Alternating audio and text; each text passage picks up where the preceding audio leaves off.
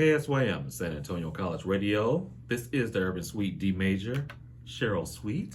Hey. Get it right.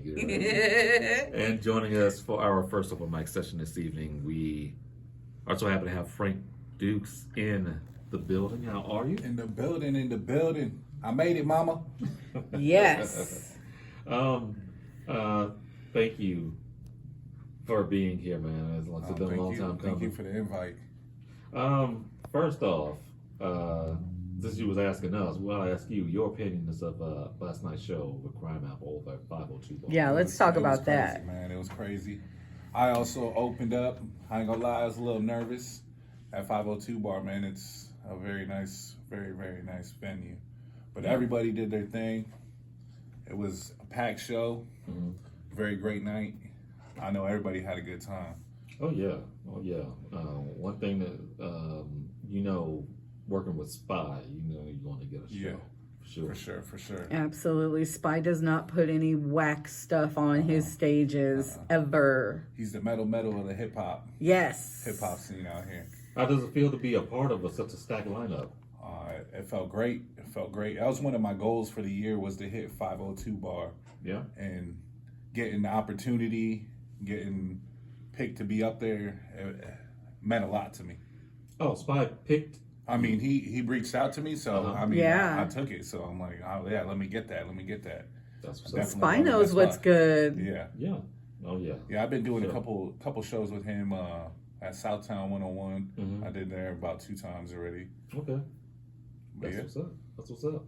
How did you actually start off in the game? In the game, I'm originally from Ohio, so I started off up by Toledo, Northwest Ohio. Okay. I'm originally from there, small town, Holgate, Ohio. Okay. But I started up there with my boys, just freestyling and stuff like that.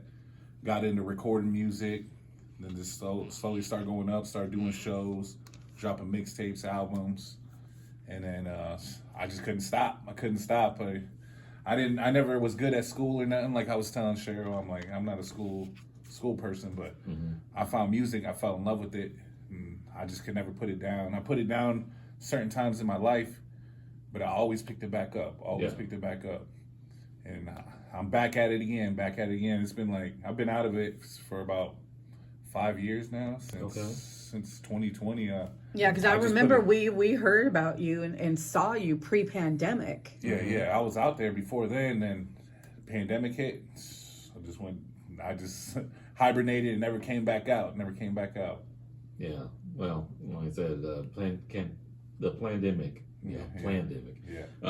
kind of played everybody a certain kind of way. So, for you to come out, back out into the scene now, hey, good. Yeah, good deal, I love it because I even took a different route this time. Usually, I never really did like the more hip hop scene, and I always wanted to do it. So this time around, I'm like, all right, I'm gonna step in this scene, see if something different with shape, and I love it right now. Like it just seems like everything's moving so much more rapid and everything. Because I've only been doing it since about the beginning of the year. I mean, I kind of was doing it 2023 at the end, but this year, I've been just grinding. I'm like, man, if I'm gonna do it, if this is gonna be the last time, I gotta make sure something happens. Yeah, for sure.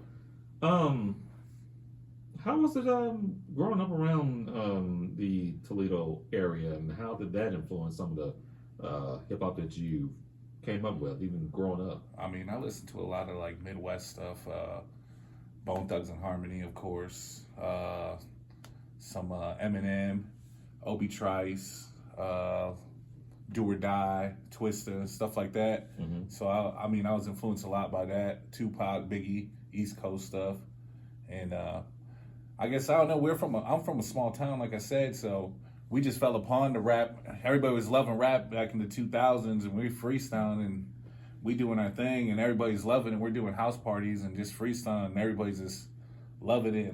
So I'm like, we got to record it, and I had a little a homeboy. His name was Bobby Ice, and he was really good with computers, and he came across the program, and we used to go to his house after school for like an hour and record. That's the only time we got. It was just 1 hour, and we'd go over there, record, and get all the boys in there, record real quick, put it together, and then eventually we had enough for a mixtape. So We put the mixtape together, put it out, made some money. I'm like, oh my God, I can make money off of this. And I fell in love with that. I'm like, man, I want to do this. I want to do this see if I can make something happen.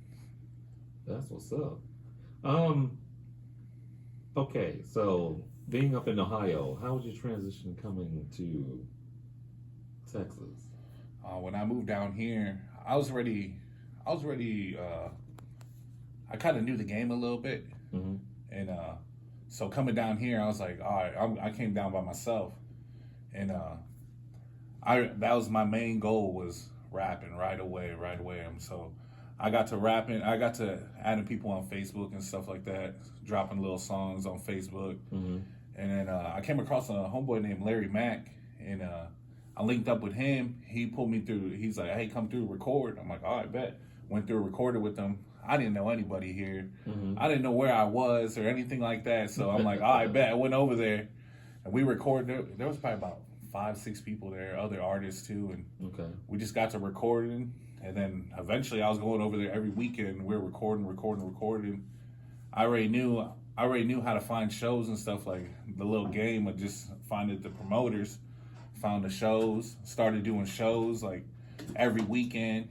And eventually my brother, the illest godson, I don't know if you guys heard of him, but he came down, he seen I was making moves, so he's like, all right, I'm gonna come too. He got down here, and then we really started moving after that. Like, we were making some nice noise out here. We used to do like Club Groove, Broadway Bar. We were talking about Broadway Bar, Locos. It used to be Epic, Epic took over after Locos, but Locos, man, those are crazy times right there. Like, we did a lot of shows up there, a lot of crazy nights, man. But I don't know, we made a nice little name for ourselves out here. When did you actually come down? It was about 2011. Did you have any connections, or you were just trying to? Nah, I just came down, got on Facebook, and started connecting. Wow, so just out of the blue, like, I want to find something new, and just pick San Antonio? Yeah, like I said, well, no, I came down here originally because my family was down here. Oh, okay. My mom's moved down here because my grandma was here, and she was getting old, so she wanted to be around my grandma.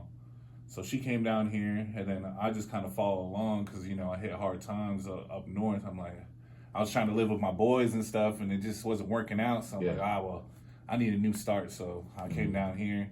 I already had the game plan. So I'm like, this is what I'm going to do. I literally came with a backpack, my laptop, my mic, and my headphones, and like hoodies and sweatpants and stuff. And it was summertime.